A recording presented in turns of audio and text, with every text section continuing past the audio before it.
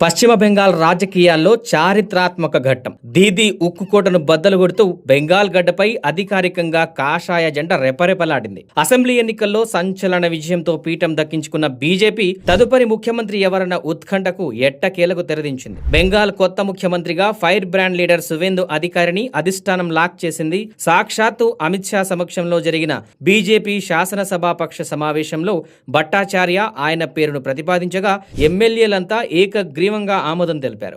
సామాజిక సమీకరణాల కోసం మరో ఇద్దరికి డిప్యూటీ సీఎం పోస్టులు కూడా కేటాయించారు. అయితే ఇక్కడే అసలైన పొలిటికల్ డ్రామా ఉంది. ఒకప్పుడు మమతా బెనర్జీకి కుడిభుజంగా ఉండి ఆ తర్వాత ఆమెపైనే పోటీ చేసి గెలిచిన సువేందు ఇప్పుడు ఏకంగా దీదీ కుర్చీనే కైవసం చేసుకోవడం బెంగాల్ పాలిటిక్స్ లో బిగ్గెస్ట్ ట్విస్ట్. దశాబ్దాలుగా వామపక్షాలు తృణమూల్ పాలనకు మాత్రమే అలవాటు పడిన బెంగాల్ ప్రజల జీవితాల్లో ఈ డబుల్ ఇంజిన్ సర్కార్ ఎలాంటి మార్పులు తీసుకురాబోతోందోనని దేశవ్యాప్తంగా ఆసక్తి నెలకొంది. ఒక్కటి మాత్రం నిజం, సువేందు రాకతో బెంగాల్ రాజకీయ చరిత్రలో ఇక సరికొత్త కాషాయ శకం మొదలైనట్లే.